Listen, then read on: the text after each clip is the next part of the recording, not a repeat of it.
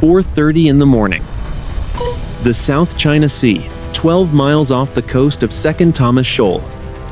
The destroyer, U.S.S. Halsey, was already cutting through a heavy swell, her crew at modified battle stations for the first time in 3 years. Something was fundamentally different about the way the 3 Chinese Coast Guard vessels were maneuvering on the horizon. The question on the bridge was no longer if the Chinese would attempt an intercept, but how far they were willing to push the American destroyer before the situation turned kinetic. The tropical air was thick with salt spray and the heavy smell of diesel exhaust from the 4 gas turbine engines. Below the bridge, the hull of the 9,200-ton warship shuddered as it pushed through the dark water at 20 knots. Inside the Combat Information Center, the air was chilled to 68 degrees to protect the massive computer arrays of the Aegis combat system, carrying the faint ozone scent of high-powered electronics. On the blue-tinted monitors of the ANSPY-1 Delta radar, 3 distinct contacts were closing from the northeast. They were not naval warships, but large, white-painted hulls belonging to the Chinese Coast Guard. The lead vessel, designated as Hull 5203, was a 3,000-ton cutter specifically designed for ramming and harassment operations. It was moving at 24 knots, angling its bow directly toward the Halsey's starboard quarter. The commanding officer of the U.S.S. Halsey stood on the bridge wing, his binoculars fixed on the white foam kicking up from the lead Chinese vessel. The sun was not yet above the horizon, but the pre-dawn light was enough to see the heavy water cannons mounted on the Chinese ship's superstructure. They were already unmasked and pointed toward the Halsey's bridge. For months, the United States Navy had operated under a policy of strategic patience, filming the harassment and documenting the violations of international law. But the orders from 7th Fleet had changed 48 hours ago. The Halsey was now authorized to defend its sensors and personnel from physical interference that could result in the loss of navigational control. The tactical action officer's voice came over the internal circuit, calm but strained by the weight of the moment. He reported that the Chinese vessels had ignored 4 separate warnings on the international VHF bridge-to-bridge radio channel 16.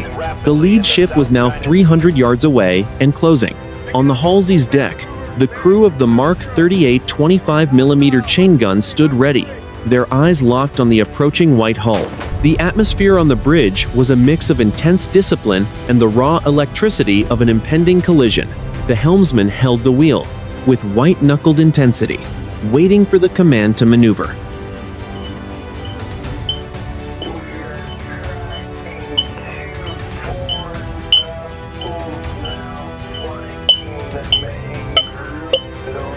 To the northeast, the 2 other Chinese vessels, hulls 4301 and 5305, were splitting off to perform a pincer maneuver, attempting to box the American destroyer in and force it to lose steerage. In the distance, the low, rhythmic thrum of the Chinese diesel engines began to compete with the roar of the Halsey's own wake.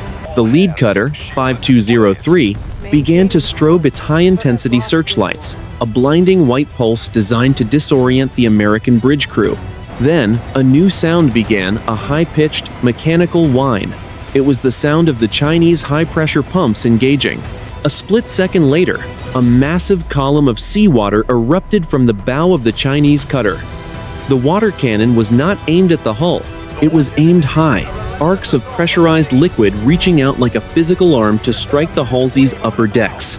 The first impact hit the Halsey's forward SPY radar array with the force of a physical blow. The ship groaned as thousands of gallons of seawater per minute slammed into the sensitive phased array panels. The water was traveling at such a high velocity that it began to strip the gray paint from the bulkheads. On the bridge, the commanding officer felt the vibration of the water hitting the glass. He knew that if the water reached the air intakes or the bridge windows with enough force, it could shatter the glass or choke the engines. This was no longer a routine patrol. It was the opening move of a deliberate assault. As the 2nd and 3rd Chinese vessels began to move into position to join the water cannon attack, the commanding officer looked at the tactical action officer and gave the first order of the engagement. The Halsey would not turn away. It would hold its course, and it would prepare to respond to the hostile act with measured, professional force. The standoff that had defined the South China Sea for a decade was about to end in a spray of salt water and the smell of cordite. 4:35 in the morning. The South China Sea, 10 miles west of Second Thomas Shoal.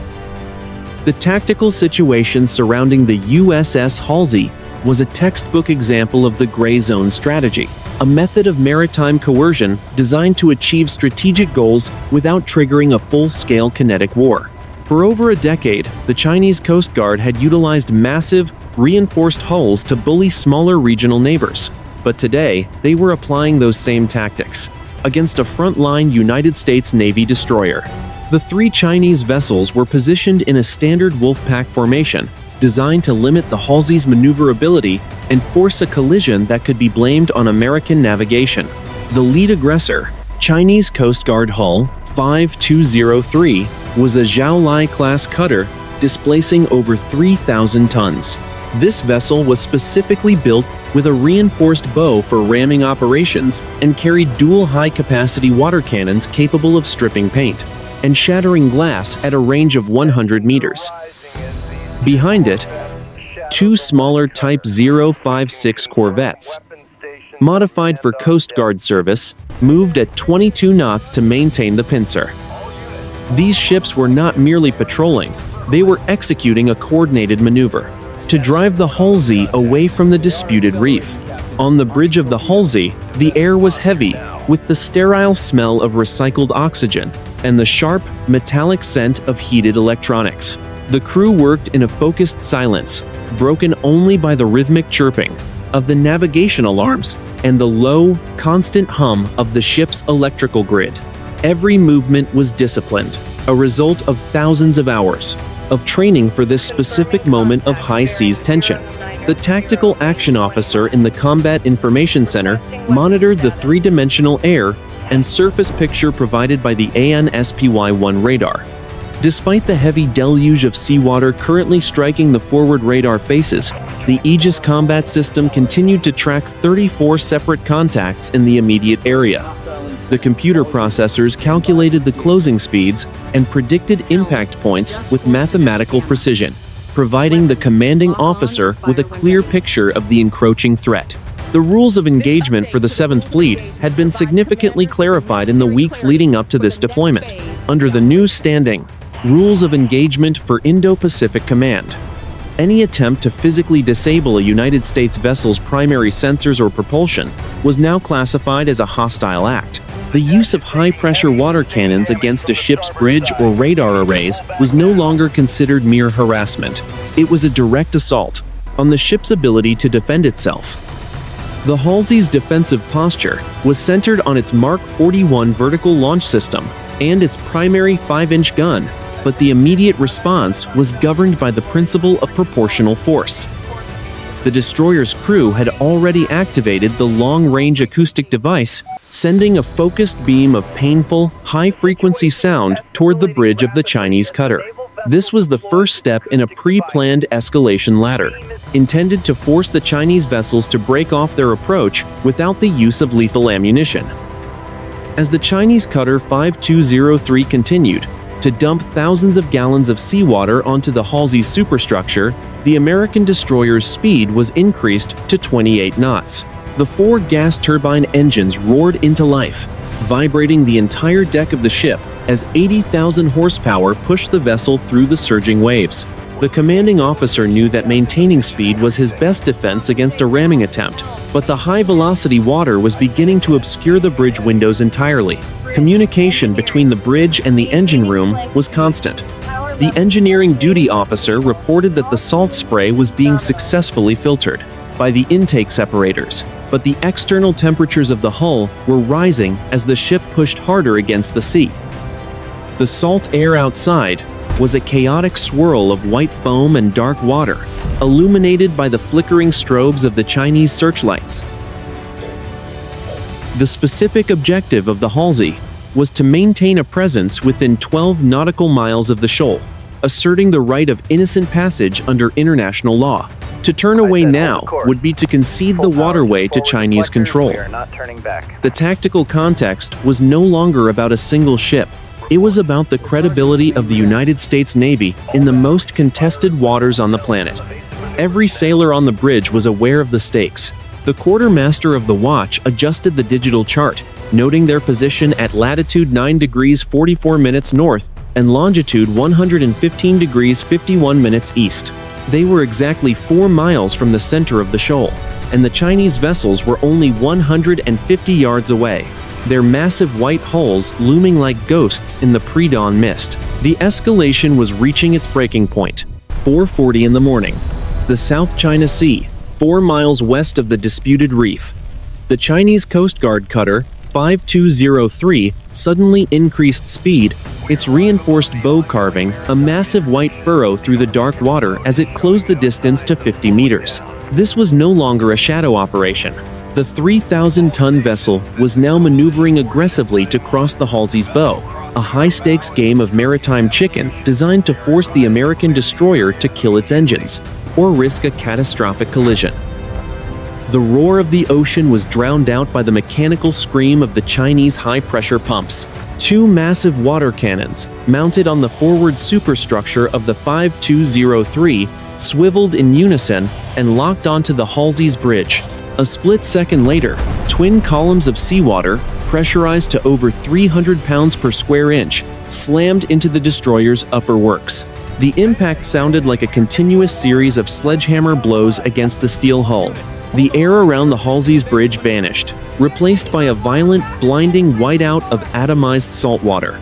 The stinging bite of the spray found every gap in the bridge wing doors, and the metallic smell of wet iron and ozone from the electronics filled the air. Visibility dropped to 0 within seconds. As the deluge completely obscured the bridge windows, the heavy-duty wipers unable to clear the thousands of gallons of water hitting the glass. Every minute, the commanding officer of the Halsey gripped the overhead handrail as the ship shuddered under the weight of the water. He could feel the vibration through the soles of his boots, a deep, rhythmic thrumming that signaled the Chinese pumps were running at maximum capacity. The water was not just hitting the bridge, it was being aimed specifically at the mast, where the sensitive satellite communication domes and the AN/SPY-1 Delta radar arrays were located. Inside the bridge, the lighting was switched to low-intensity red, casting a bloody hue over the faces of the sailors. The helmsman fought the wheel, his eyes fixed on the digital gyro compass as the physical force of the water cannons began to push the 9,200-ton destroyer off its heading. The quartermaster of the watch called out the range 45 meters and closing. The Chinese cutter was now so close that the bridge crew could see the individual rivets on its white hull through the gaps in the spray. The tactical action officer reported from the Combat Information Center that the forward radar panels were experiencing significant signal degradation due to the wall of water. The Aegis system was struggling to maintain a clear track on the 2 secondary Chinese vessels, hulls 4301 and 5305, which were now closing in from the port and starboard quarters. It was a coordinated swarm, an attempt to saturate the Halsey's physical and electronic defenses through non-lethal but highly destructive means. The cold South China Sea water, thick with salt, and the faint, oily sheen of the harbor began to flood the external cable runs of the sensor mast. On the bridge wing, a young seaman apprentice was knocked off his feet by a stray burst of the water cannon, his shoulders slamming into the bulkhead with a sickening crack. The physical toll was starting to mount. This was the precise moment the escalation reached a new, dangerous plateau. Despite the chaos, the Halsey's engines continued to roar, the 4 gas turbines pushing the ship forward at 28 knots. The wake behind the destroyer was a white, churning chaos that stretched for half a mile. The commanding officer knew he could not maintain this posture for long. The water cannons were not just a nuisance, they were a kinetic weapon, being used to blind a United States warship in restricted waters. The bridge-to-bridge radio crackled with a final warning. From the Halsey, the message delivered in both English and Mandarin. The American voice was level, devoid of emotion, stating clearly, that the Chinese vessels were interfering with a sovereign vessel of the United States, and that further aggressive maneuvers would be met with defensive action. The only response from the Chinese cutter 5203 was another shift in its rudder, its bow swinging even closer to the Halsey's hull, the gap narrowing to a mere 30 meters. The environment was a sensory nightmare, the deafening roar of the water, the blinding white glare of the searchlights, and the constant, jarring vibration of the ship being struck by liquid hammers. The tension on the bridge had reached a point of absolute focus. Every sailor knew the next 30 seconds would determine if this was a diplomatic incident or the beginning of a naval engagement. The Halsey was being pushed to the edge, and the order to unmask the main battery was only moments away. 4:42 in the morning. The South China Sea, 3 miles west of the Shoal. The physical integrity of the U.S.S. Halsey's primary sensor suite was now failing under the sustained pressure of the Chinese water cannons. The forward AN/SPY-1 Delta radar faces, the eyes of the Aegis combat system, were being hit by a continuous stream of seawater pressurized to 350 pounds per square inch. This was no longer a simple drenching. The sheer force was causing the protective composite covers on the radar arrays to vibrate at a frequency that threatened to delaminate the internal components. Inside the Combat Information Center, the radar technicians reported a total loss of high-resolution tracking on the forward sectors. The screen was awash of green static and ghost contacts as the wall of water refracted the radar pulses. Without these sensors, the Halsey was effectively blinded to any low-flying threats or surface contacts approaching from the bow. The status of the vessel had shifted from operational to degraded in less than 5 minutes of sustained physical assault. On the starboard bridge wing, the situation turned from a technical failure to a medical emergency. Seaman apprentice Michael Torres was attempting to secure a heavy weather door that had been forced open by the hydraulic weight of the water. As he reached for the handle, a sudden, concentrated surge from the Chinese cutter 5203 caught him directly in the upper torso. The force of the water was equivalent to being struck by a moving vehicle. Torres was thrown 4 meters backward across the slick, non-skid deck, his body slamming into the steel edge of a signal locker with a sickening, hollow thud. The impact fractured his left clavicle and sent a sharp spray of blood across the white-painted bulkhead. The air on the bridge wing was instantly filled with the iron-rich scent of blood, mixed with the cold, chemical sting of the ocean spray. 2 of his shipmates scrambled through the deluge to reach him, their boots slipping on the foaming water as they dragged him toward the safety of the interior bridge. The commanding officer watched, the scene through the reinforced glass of the bridge window, his jaw set in a hard line. The report from the medical officer came over the secondary circuit. Seconds later, 1 sailor down with a suspected broken shoulder and a concussion. This was the definitive turning point. Under the standing orders of the Pacific Command, the infliction of physical injury on United States personnel by a foreign force constituted a hostile act. The tactical action officer confirmed that the Chinese cutter 5203 had now closed the distance to 25 meters. The 2 secondary vessels, hulls 4301 and 5305, were maintaining their positions 500 meters off the Halsey's quarters, ready to exploit any loss of steerage. The Chinese tactics were clear. They were attempting to disable the Halsey's sensors and injure its crew to force a retreat from the 12-mile limit. The environment inside the bridge was a cacophony of alarms and the rhythmic thrumming of the high-pressure water hitting the hull. The deck beneath their feet shuddered with every impact, a constant reminder of the thousands of tons of steel and water pressing against them. Despite the chaos, the crew remained disciplined, their movements precise as they prepared for the next level of the escalation ladder. The Halsey's commanding officer picked up the handset for the ship's general announcing system. His voice was steady, carrying the weight of a decision that would resonate across the entire Pacific theater. He ordered the ship to Condition 1S, a specific readiness state for surface engagement. On the decks below, the sound of heavy metal hatches slamming shut and the whining of electric motors echoed through the passageways as the weapon systems were energized. The tactical focus moved from damage control to offensive preparation. The Mark 45 5-inch gun mount on the bow began its automated power-up sequence, the long barrel rising from its travel crutch and slewing toward the horizon. The time for passive endurance had ended. The Halsey had taken the first blow, sustained physical damage, and seen its blood spilled on the deck. The transition to an active defense was no longer a theoretical exercise, it was a survival necessity. 4:45 in the morning. The South China Sea, 2.5 miles west of 2nd Thomas Shoal. The destroyer U.S.S. Halsey, designated DDG-97, was no longer merely absorbing the assault.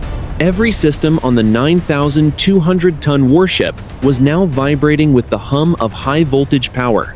As the Aegis combat system shifted from a passive search mode to an active fire control solution, the ship was positioned at latitude 9 degrees 43 minutes north and longitude 115 degrees 51 minutes east, holding a steady course of 025 degrees at 28 knots. On the bridge, the commanding officer stood behind the central console, his voice projecting clearly over the roar of the water cannons still slamming into the glass. He issued the final formal warning. The bridge-to-bridge radio channel, 16, crackled with the transmission, broadcast in both English and Mandarin. The message was explicit. The Chinese Coast Guard vessel 5203 was to cease its hostile interference and clear a distance of 500 meters immediately, or the U.S.S. Halsey would exercise its inherent right of self-defense using all necessary means. There was no verbal response from the Chinese cutter. Instead, the white hull leaned harder into its turn, the gap between the two ships narrowing to 20 meters. The water cannons shifted their focus from the bridge to the Halsey's forward weapon deck, a clear attempt to flood the electronics of the Mark 45 5-inch gun mount. The air outside was a chaotic vortex of white foam, salt spray, and the deep, guttural roar of thousands of gallons of seawater hitting steel. The interior of the bridge smelled of cold metal and the faint, ozone-heavy scent of the air filtration system working at maximum capacity. The tactical action officer, located in the Combat Information Center below the waterline, confirmed that the electro-optical sighting system had achieved a solid track on the Chinese cutter's bridge and water cannon mounts.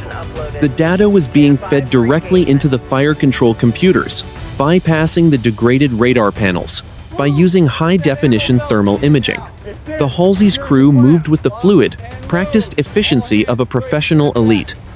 On the port and starboard quarters, the operators of the Mark 38 25mm chain guns gripped their control yokes, their thumbs hovering over the safety toggles. These weapons were capable of firing 200 rounds per minute of high-explosive ammunition, enough to shred the unarmored superstructure of a Coast Guard cutter in seconds. On the forward deck, the Mark 45 5-inch gun mount executed its final calibration. The long, gray barrel slewed with a mechanical whine, rising and then dropping as it locked onto the waterline of the Chinese hull 5203. The heat from the gun's internal cooling system began to shimmer in the damp morning air, creating a faint distortion against the backdrop of the white Chinese cutter. The weapon was now live, its first 70-pound shell already moved from the magazine into the loading tray. The commanding officer checked his watch. It had been exactly 3 minutes since the injury of Seaman Apprentice Torres. The legal and tactical threshold for a kinetic response had been crossed and reaffirmed. The Chinese vessels were now positioned in a deliberate blockading formation, with hulls 4301 and 5305 moving to within 400 meters of the Halsey's stern. The environment was a study in extreme tension. The black sky was just beginning to turn a bruised purple on the eastern horizon, revealing the jagged outline of the shoal in the distance. The sea was running with 3-meter swells, and the wind carried the sharp, biting smell of the open ocean. Beneath the noise of the water cannons, the low-frequency rumble of the Halsey's 4 gas turbine engines provided a constant, heavy heartbeat to the engagement. The tactical action officer's voice came over the bridge circuit. Bridge, combat. We have a clear firing solution on all 3 targets. Permission to engage with the Mark 38 system to neutralize the water cannons. The commanding officer did not hesitate. The time for diplomacy had been drowned out by the force of the water and the sight of American blood. He gave the order to unmask the batteries and prepare for a direct kinetic exchange. The rules of the South China Sea were about to be rewritten by the sound of 25mm cannons and the flash of high-explosive shells. The order was given. Warning shots are bypassed. Neutralize the primary threat. 4:46 in the morning. The South China Sea, 2 miles west of 2nd Thomas Shoal. The commanding officer's order was executed with a mechanical precision that cut through the roar of the water cannons. On the starboard side of the U.S.S. Halsey, the gunner for the Mark 38 25mm chain gun depressed the firing trigger. The weapon erupted with a deafening, rhythmic bark that sent a stream of high-explosive incendiary rounds screaming across the 20-meter gap. The muzzle flashes were blinding white strobes in the pre-dawn darkness, and the sharp, chemical bite of burnt cordite instantly filled the bridge wing. The first burst of 25mm shells punched straight through the reinforced steel housing of the Chinese cutter's forward water cannon. The heavy machinery erupted in a geyser of sparks and shredded metal, the high-pressure spray suddenly turning into a chaotic, directionless mist as the nozzle was severed from its mount. 3 seconds later, the Halsey's Mark 45 5-inch gun mount on the bow delivered a single, thunderous shot. The muzzle blast was a massive orange fireball that bleached the sky white and sent a physical shockwave through the Halsey's hull, rattling the teeth of every sailor on deck. The 70-pound high-explosive shell slammed into the waterline of the Chinese vessel 5203 just below the bridge wing. The impact was catastrophic. The warhead detonated inside the hull, the blast wave venting upward and blowing the heavy steel bridge windows outward in a spray of glass and twisted frames.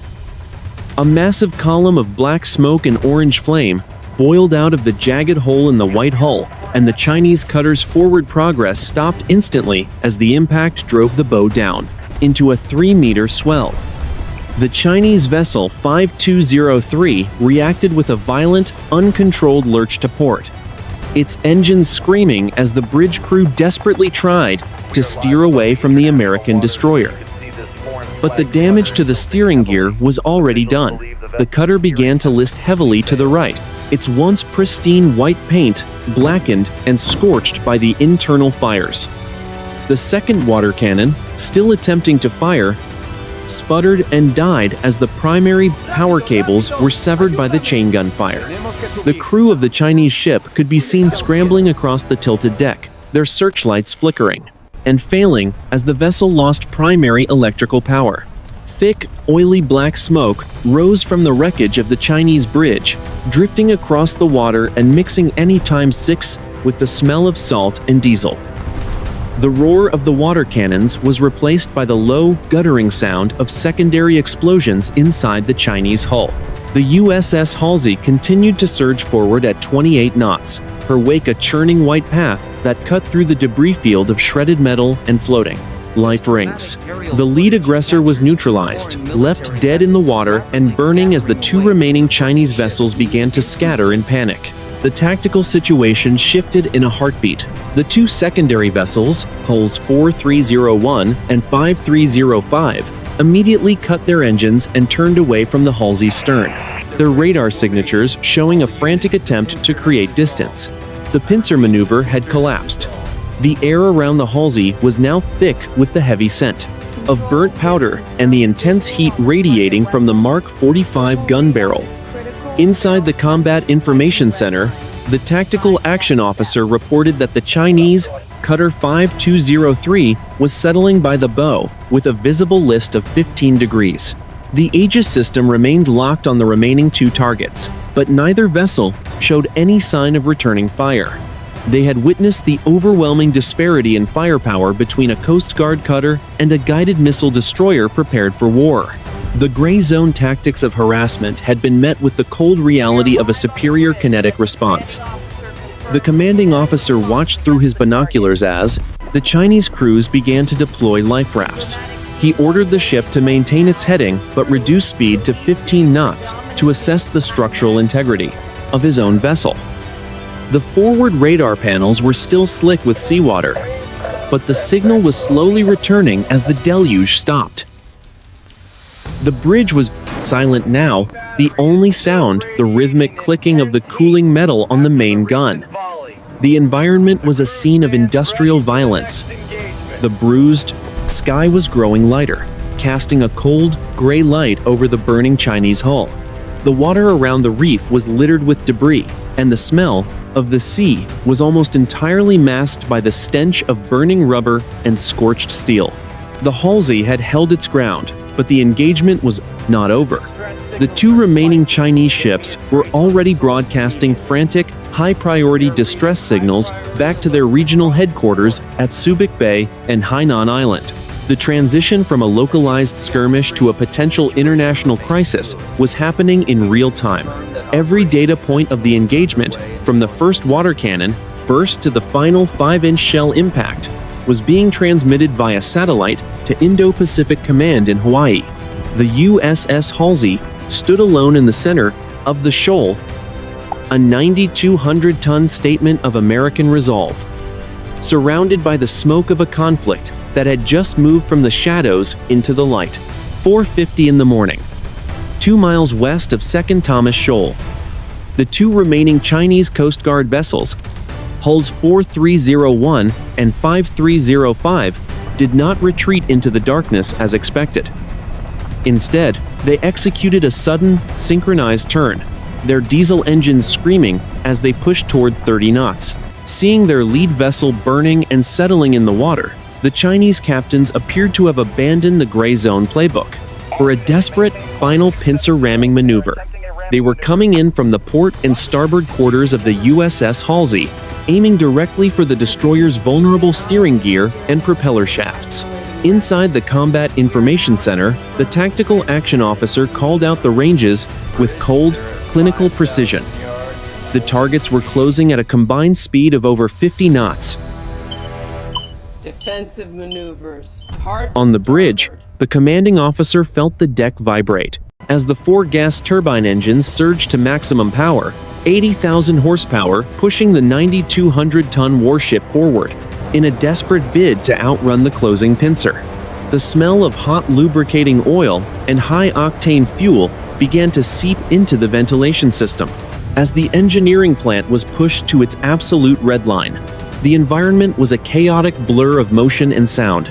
To the east, the sun was a sliver of blood-red light on the horizon, casting long, distorted shadows across the white-capped waves.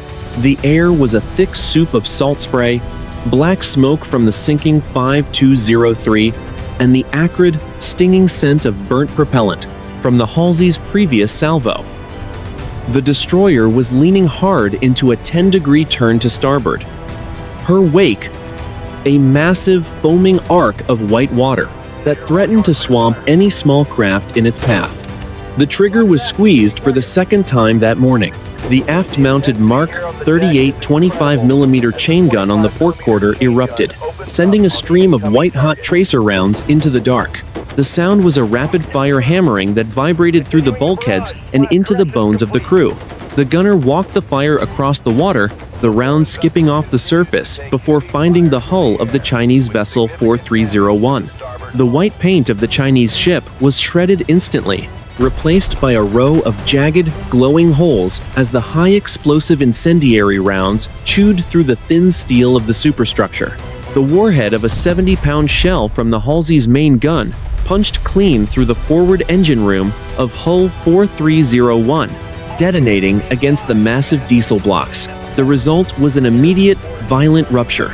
A fireball, the color of a dying star, erupted from the center of the Chinese ship, blowing the main funnel 300 feet into the air. The internal pressure of the explosion was so great that the hull plates buckled outward like wet cardboard, and the vessel was shrouded in a thick, oily cloud of vaporized fuel and steam. The ship did not just stop. It seemed to disintegrate from the inside out, the bow shearing off and sliding into the depths within seconds. The third Chinese vessel, hull 5305, saw the total destruction of its sister ship and attempted a frantic, high-speed emergency turn to starboard. The pilot kicked the rudder hard, the ship leaning nearly 20 degrees as it tried to clear the Halsey's wake.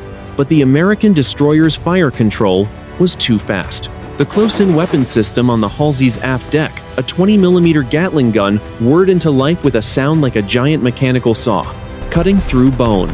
A curtain of tungsten armor-piercing rounds stitched a path from the Chinese ship's stern to its bridge, severing the mast and shredding the life rafts in a single 2-second burst. The immediate aftermath was a scene of total tactical dominance. Black smoke rose from the two separate wreckage sites, the fires visible for miles against the brightening dawn. The burning pieces of hull 5305 were still above water, drifting aimlessly as the crew jumped into the blood-warm water of the South China Sea. The radio channels, which had been filled with aggressive Chinese demands only minutes before, went into a dead silence for exactly 10 seconds, followed by a frantic burst of uncoordinated emergency beacons. The U.S.S. Halsey slowed to 10 knots, her mission accomplished and her perimeter clear. The commanding officer stood on the bridge, his eyes fixed on the horizon, where the first real light of day was revealing the extent of the carnage. 3 Chinese hulls were gone or sinking, and the American destroyer, though scarred by water cannons and salt, remained fully operational. The cost of challenging the United States Navy's right of passage had been calculated in steel, fire, and lives. 4:55 in the morning. The South China Sea, 2 miles south of 2nd Thomas Shoal. The U.S.S. Halsey had successfully weathered the initial pincer, but the third Chinese vessel, Hull 5305, remained a drifting, burning hazard in the narrow corridor of the shoal. Despite the heavy damage to its superstructure from the close-in weapon system, the Chinese ship was still under power, its engines surging, in an uncontrolled loop that kept the blackened hull on a collision course with the Halsey's starboard quarter. The American destroyer was positioned at latitude 9 degrees 42 minutes north and longitude 115 degrees 52 minutes east, maneuvering at 12 knots to avoid the growing field of debris and floating oil. The air around the ship was a thick, suffocating haze of black smoke, vaporized diesel, and the sharp, metallic tang of burnt circuitry. On the bridge, the commanding officer watched through thermal optics as the 5305 lurched through a 3-meter swell, its bow rising and falling like a dying animal. There was no sign of life on the Chinese bridge, but the vessel was still a 3,000-ton projectile of steel. To ensure the safety of the Halsey, and to prevent the Chinese from later claiming the American ship had initiated a collision, the decision was made to deliver the final suppression. The Tactical Action Officer authorized the final suppression of Hull 5305. The Mark 38 25mm chain gun on the starboard side fired a continuous 6-second burst of high-explosive ammunition. The weapon's rhythmic, heavy hammering vibrated through the steel deck and into the boots of every sailor on the bridge, and the smell of hot brass and sulfurous smoke washed over the bridge wing in a thick cloud. The stream of incandescent tracers punched through the thin aluminum skin of the Chinese vessel's secondary fuel storage, igniting 2,000 gallons of marine diesel. A massive orange fireball erupted from the stern, the heat so intense it bleached the gray morning sky white for 3 full seconds and sent a physical wave of pressure against the Halsey's bridge windows. The stern section was severed completely, 6 tons of twisted metal falling into the churning wake with a violent splash. The surviving crew of the 5305 threw themselves into the sea as the hull began a violent roll to the port side. The ship groaned, a sound of dying machinery and tearing metal that carried across the water, even over the roar of the Halsey's gas turbine engines. Within 40 seconds, the keel was exposed to the sky, a black-shaped slick with oil and foam. Silence returned to the sector, broken only by the crackle of burning debris and the low hiss of steam as the wreckage cooled in the salt water. The 3 white hulls that had challenged the American destroyer were gone, replaced by 3 rising columns of black smoke that stood like pillars against the rising sun. The Halsey's commanding officer ordered a full all-stop on the engines. The destroyer sat motionless in the water, her hull scarred by the force of the water cannons and her forward radar arrays still dripping with salt water and foam. The engineering department reported that the gas turbines were stable, though the air intake filters would require immediate cleaning due to the heavy smoke ingestion. In the Combat Information Center, the Tactical Action Officer confirmed that no other Chinese military or Coast Guard vessels were within 20 nautical miles, though long-range radar was picking up a surge of activity from the Chinese naval base at Mischief Reef. The immediate threat had been neutralized, with overwhelming professional force. The engagement had lasted less than 20 minutes, but in that time, 3 major Chinese Coast Guard vessels had been destroyed without the loss of the American platform. The casualty report for the Halsey remained at 1 Seaman Apprentice Torres, who was now stabilized in the ship's sickbay. The tactical success was absolute, but the strategic implications were only beginning to manifest. The morning light was now full and clear, reflecting off the oily sheen that covered several acres of the sea surface. The wreckage of the 3 Chinese ships was scattered across the mouth of the shoal, a graveyard of white steel and scorched orange life rafts. The Halsey began a slow, deliberate turn to the west, moving away from the debris field and toward deeper water. The ship was no longer a target. It was a victor, but one that was now operating in a region where the old rules of engagement had been burned away by the heat of the morning's fire. The deck of the Halsey was a scene of intense, quiet activity. Damage control teams were already on the move, assessing the impact of the water cannons on the ship's sensitive communication arrays. The smell of the sea salt, fish, and open air was finally beginning to reclaim the bridge, pushing out the stench of the battle. The first phase of the Second Thomas incident was over, but the Halsey was already preparing for the inevitable Chinese response. 5:10 in the morning. The South China Sea, 5 miles southwest of Second Thomas Shoal. The destroyer, U.S.S. Halsey, had slowed to a crawl of 5 knots, her hull carving a gentle, rhythmic wake through an ocean surface that was now stained with a spreading iridescent film of diesel fuel and hydraulic fluid. The 3 columns of black smoke from the sunken Chinese vessels were starting to lean and dissipate under the influence of a steady 15-knot breeze from the northeast. For the crew of the 9,200-ton warship, the adrenaline of the kinetic exchange was being replaced by the focused, exhausting work of post-combat damage assessment and emergency repair. On the weather decks, damage control teams from Repair Station 2 and Repair Station 5 moved with practiced urgency. Clad in their blue flame-resistant coveralls and carrying heavy specialized toolkits, the sailors began the grueling task of inspecting every inch of the forward superstructure. The primary concern remained the 4 octagonal faces of the AN/SPY-1 Delta radar. The high-pressure water cannons had not only stripped the gray haze paint from the bulkheads, but had also forced fine salt spray into the seals of the cooling vents and external cable connectors. The air on the deck was a sharp, biting cocktail of smells. The cooling scent of the sea, the heavy, oily stink of the Chinese fuel oil, and the lingering, metallic aroma of burnt cordite from the Halsey's own gun barrels. The morning sun, now clear of the horizon, revealed thousands of small white salt crystals encrusting the bridge windows and the sensor domes, a testament to the thousands of gallons of seawater that had hammered the ship only 30 minutes prior. Inside the ship's medical ward, the environment was vastly different. The air was sterile and smelled strongly of antiseptic and rubbing alcohol, a sharp contrast to the industrial chaos outside.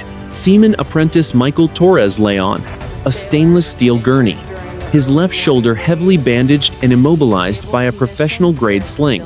The ship's independent duty medical practitioner confirmed that the fracture to the clavicle was clean, though the concussion would require the sailor to remain under observation for at least 48 hours. Despite the pain, Torres was conscious, his eyes tracking the movement of the medical team as they prepared a secondary intravenous line for pain management. Back on the bridge, the commanding officer reviewed the initial damage report presented by the executive officer. The structural integrity of the hull was 100% intact, and the 4 General Electric LM-2500 gas turbine engines were operating within normal parameters. However, the forward AN/SPY-1 Delta radar array was currently operating at only 65% efficiency. The salt infiltration had caused a series of minor electrical shorts in the phase shifter modules of the lower octants. To restore full capability, the electronics technicians would need to perform a delicate freshwater washdown and a component-level diagnostic of the external feed horns. The tactical situation remained stable but highly volatile. In the Combat Information Center, the Tactical Action Officer reported that long-range surveillance assets, including a Poseidon aircraft operating out of the Philippines, had detected a significant surge of Chinese naval activity. 4 Type 054 Alpha frigates and a Type 055 destroyer had departed the naval base at Mischief Reef and were currently steaming toward the Halsey's position at 30 knots. They were estimated to reach the scene of the engagement in less than 90 minutes. The commanding officer understood the gravity of the report. The Halsey was currently a wounded predator in a contested territory, and the arrival of a heavy Chinese surface group would shift the tactical balance significantly. He ordered the engineering department to prioritize the restoration of the radar systems and directed the deck force to clear the remaining debris from the forward weapon mounts. The Mark 45 5-inch gun was cycled through a dry-fire sequence to ensure the loading mechanism had not been fouled by the salt spray. Communication with Indo-Pacific Command was constant. A high-priority flash precedence message had been transmitted to the 7th Fleet headquarters in Japan, detailing the hostile acts of the Chinese Coast Guard and the subsequent defensive response by the Halsey. The American destroyer was currently maintaining a holding pattern at coordinates 9 degrees 40 minutes north and 115 degrees 55 minutes east, waiting for orders that would determine if this engagement would remain a localized incident or escalate into a broader regional conflict. The atmosphere on the ship was one of grim professionalism.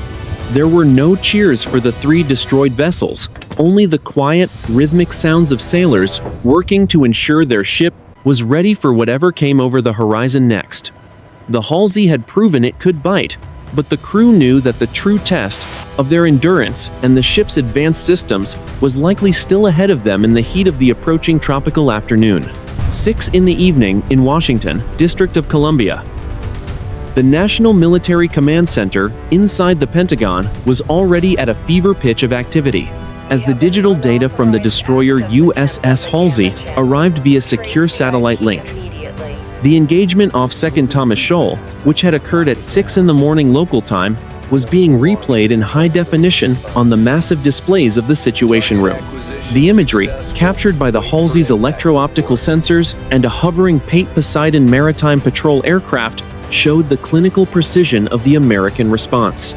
The sight of 3 Chinese Coast Guard vessels being neutralized in less than 20 minutes sent a shockwave through the highest levels of the United States government and the Department of Defense. The Secretary of Defense and the Chairman of the Joint Chiefs of Staff were briefed immediately on the status of the 9,200-ton destroyer and its crew. The report was clear. The U.S.S. Halsey had followed the standing rules of engagement to the letter, escalating only after physical injury to a United States sailor and significant damage to the ship's primary radar sensors. The diplomatic response was swift, with the State Department summoning the Chinese ambassador for an emergency meeting to deliver a formal protest against the illegal and aggressive maneuvers of the Chinese Coast Guard. The atmosphere in Washington was one of grim determination. There was no celebration of the tactical victory, only a sober recognition that the gray zone era of maritime bullying had reached a violent dead end. The White House press secretary prepared a statement emphasizing that the United States would continue to fly, sail, and operate wherever international law allows, and that any further attacks on American sovereign vessels would be met with an equally decisive kinetic response. 7,000 miles to the west, in Beijing, the reaction was a mix of public outrage and private military calculation. The Chinese Ministry of National Defense issued a blistering statement through its state-run media, accusing the United States Navy of brutal and unprovoked aggression within China's perceived territorial waters. However, behind the closed doors of the Central Military Commission, the mood was far more cautious. The total loss of 3 major Coast Guard hulls to a single American destroyer had exposed a significant gap in their tactical assumptions. The Wolfpack tactics that had worked against smaller regional navies had failed utterly against a fully prepared Aegis-class warship. The smell of cold coffee and the hum of high-powered servers filled the command centers in both capitals as analysts pored over the telemetry. In Beijing, the primary concern was the loss of face and the potential for a domestic backlash if the scale of the defeat became widely known. In Washington, the focus was on preventing a rapid escalation into a general naval war. The red phone between the Pentagon and the Chinese Ministry of Defense remained silent for the first 4 hours, a dangerous gap in communication that raised the tension across the entire Pacific theater. Satellite intelligence confirmed that the Chinese Southern Theater Command had placed its missile batteries on Hainan Island on high alert. Simultaneously, 2 Chinese Type 052 Delta destroyers and a Type 055 cruiser were seen departing their berths at the Yulin Naval Base, steering a course toward the Spratly Islands at 26 knots. The regional power balance was shifting in real time, moving from a localized skirmish to a full-scale naval standoff. The strategic ripple effect extended to the allies of the United States in the region. The Philippine Department of National Defense issued a statement of support for the American right of innocent passage, while the Japan Maritime Self-Defense Force increased its patrol tempo in the East China Sea to monitor for any secondary Chinese provocations. The Second Thomas incident was no longer a solitary event. It was the catalyst for a fundamental realignment of maritime security in Asia. Inside the National Military Command Center, the tactical planners were already drafting options for reinforcing the U.S.S. Halsey. The consensus was that the destroyer could not be left alone to face the approaching Chinese surface group. The order was drafted to move Carrier Strike Group 5, led by the U.S.S. George Washington, toward the Luzon Strait, to provide a formidable air defense umbrella and a clear deterrent against further Chinese retaliation. The geopolitical landscape of March 2026 had been irrevocably altered by 75 rounds of 25mm ammunition and a single 5-inch shell. The question now facing the leadership in both Washington and Beijing was how to manage the aftermath of a tactical success that had created a strategic crisis. The air in the Pentagon was heavy with the weight of that question. As the sun began to set over the Potomac River, while half a world away, the U.S.S. Halsey waited, in the pre-dawn light of a new and more dangerous reality. 7:15 in the morning, the Philippine Sea, 300 miles east of the Luzon Strait. Carrier Strike Group 5, led by the nuclear-powered aircraft carrier U.S.S. George Washington, was already turning into the wind to begin emergency flight operations. This was not a scheduled training exercise, but a high-speed combat sprint toward the South China Sea. The mission was clear: establish a dominant air and sea umbrella over the U.S.S. Halsey, before the approaching Chinese surface groups could initiate a second, more dangerous engagement. The air above the 4.5-acre flight deck was a chaotic symphony of controlled violence. The smell of JP-5 jet fuel was thick and heavy, mixing with the sharp, cold spray of the Philippine Sea. As the 100,000-ton carrier pushed through 4-meter swells at 30 knots. Steam hissed from the 4 catapult tracks, white plumes trailing across the deck, like ghosts, before being torn away by the 30-knot wind. The deck crews, wearing their color-coded jerseys of purple, yellow, and green, moved with the synchronized precision of a professional machine, ducking under the screaming intakes of idling engines. The first aircraft to leave the deck was an E-2 Charlie Hawkeye airborne early warning plane. Its massive rotating radar dome hummed with power as the twin turboprop engines clawed at the humid air, lifting the aircraft into the gray morning sky. Seconds later, the first of 12 F-35 Charlie Lightning II stealth fighters was catapulted off. The bow. The roar of the Pratt & Whitney F-135 engine was a physical force, a bone-shaking thunder that vibrated through the steel hull of the carrier and could be felt in the chests of the sailors 3 decks below. Escorting the U.S.S. George Washington were the Ticonderoga-class cruisers. CG-70 and cruiser CG-73, along with 4 Arleigh Burke-class destroyers. These ships formed a protective ring around the carrier, their AN/SPY-1 radar system scanning the horizon for any signs of Chinese submarine or air activity. The entire strike group was moving at flank speed toward coordinates 20 degrees north, 121 degrees east, the gateway to the South China Sea. In the Flag Command Center of the George Washington, the Rear Admiral commanding the strike group monitored the tactical data link. The real-time position of the U.S.S. Halsey was marked as a steady blue icon, surrounded by the orange icons representing the approaching Chinese warships from Mischief Reef. The distance between the two forces was closing, but the arrival of the carrier's air wing would change the math of the engagement. A single squadron of FA-18 Golf Growler electronic warfare jets was already airborne, prepared to jam the radar and communications of any Chinese vessel that attempted to lock its missiles onto the Halsey. The environment inside the command center was one of absolute, chilled focus. The air was kept at exactly 65 degrees to protect the hundreds of computer servers, and the only light came from the glow of the tactical displays. The staff officers spoke in low, clipped tones, updating the status of the fuel reserves and the ordnance loads of the orbiting fighters. Every man and woman in the room knew that the next 4 hours would determine if the United States would be forced into a general fleet engagement. The strategic intent of Carrier Strike Group 5 was deterrence through overwhelming presence.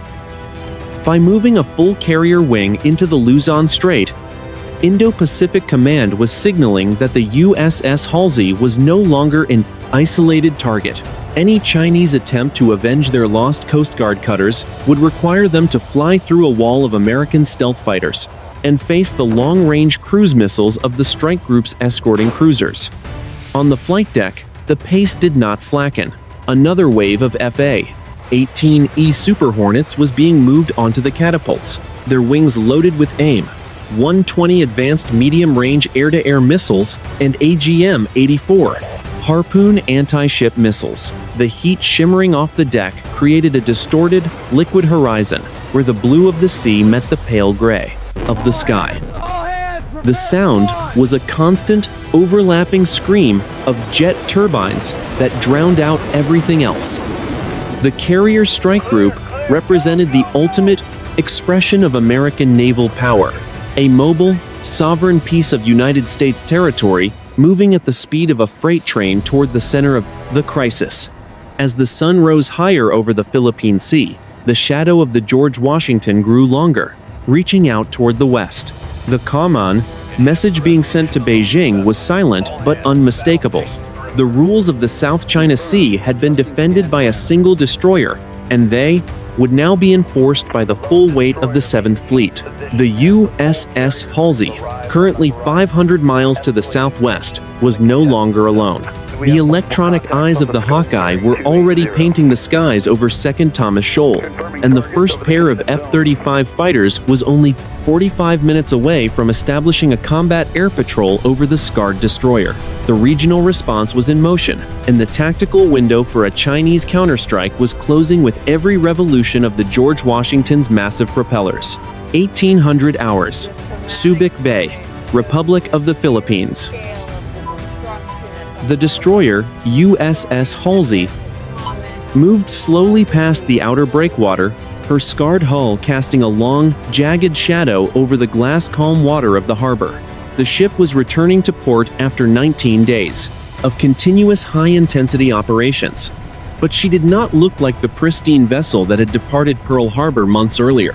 The white salt crust from the Chinese water cannons still clung to the upper masts, and the forward SPY radar arrays were noticeably discolored, where the high-pressure seawater had stripped the protective coatings down to the primer. The tropical evening air was thick with humidity and the heavy, sweet scent of blooming jasmine from the shore, mixed with the industrial smell of diesel and hot metal radiating from the ship's hull. 2 large harbor tugs, the Valorous and the Guardian, moved into position to nudge the 9,200-ton warship toward Pier 15. The rhythmic thrumming of the Halsey's 4 gas turbine engines finally began to fade, replaced by the mechanical whine of the mooring winches as the first heavy nylon lines were thrown to the waiting line handlers on the pier. On the bridge, the commanding officer stood by the central console, watching the pier close the final 10 meters. The physical evidence of the engagement was visible to everyone on the dock. The Mark 45 5-inch gun on the bow was dark and cold, its barrel blackened at the muzzle from the heat of the single, decisive shot that had changed the regional balance of power. Below the bridge wing, a 10-meter section of the bulkhead was dented and scored, where the Chinese cutter had attempted its final, desperate maneuver. The tactical report for the engagement was finalized and transmitted to 7th Fleet headquarters. As the ship's engines were officially cut to all stop, the Halsey had expended exactly one 70-pound high-explosive shell from the main battery and 75 rounds of 25mm high-explosive incendiary ammunition from the Mark 38 chain guns. In exchange for that ammunition, 3 Chinese Coast Guard vessels, hulls 5203, 4301, and 5305, had been neutralized or destroyed. The American destroyer had successfully defended its right of innocent passage without the loss of the platform or the lives of its crew. The medical evacuation of Seaman Apprentice Michael Torres was the first priority once the gangway was lowered. A specialized Navy ambulance was waiting at the foot of the pier, its lights flashing silently in the twilight. Torres was carried down the brow on a stabilized stretcher, his left arm in a thick medical sling, but his eyes alert. As he was loaded into the vehicle for transport to the regional naval hospital, a small crowd of sailors from the base and the Philippine Navy gathered to offer a silent, professional nod of respect. His injury was the only American blood spilled in an engagement that had seen over 100 Chinese personnel rescued from the water. The strategic results of the Second Thomas incident were already manifesting across the Indo-Pacific. Carrier Strike Group 5 remained on high alert in the Luzon Strait. Its F-35 fighters maintaining a constant combat air patrol that effectively closed the northern South China Sea to Chinese military flights. The gray zone tactics that Beijing had relied on for a decade had been rendered obsolete by the Halsey's decisive response. In the corridors of power in Manila, Tokyo, and Canberra, the engagement was being hailed as a definitive turning point, a moment where the United States demonstrated that its commitment to international law was backed by more than just diplomatic protests. Inside the ship, the crew began the long process of post-deployment maintenance. The engineering department initiated a full freshwater washdown of the external sensors, the spray from the fire hoses washing away the last remnants of the South China Sea salt. The electronics technicians moved onto the forward radar decks with specialized diagnostic equipment, beginning the delicate work of replacing the shorted phase shifter modules. The smell of fresh coffee and the low, tired murmur of voices filled the mess decks as the sailors finally allowed the tension of the last 72 hours to bleed away. The U.S.S. Halsey sat tied to the pier, a dark silhouette against the fading orange light of the Philippine sunset. She was a ship at rest, but she remained a potent symbol of a new reality in the Pacific. The rules of engagement had been tested, and the American destroyer had provided the answer with fire and steel. As the night deepened over Subic Bay, the cooling metal of the ship's guns made a series of faint, rhythmic clicks, a quiet postscript to a battle that would be studied in naval academies for the next 50 years. The Second Thomas incident was over, but the era of the uncontested South China Sea had ended with it.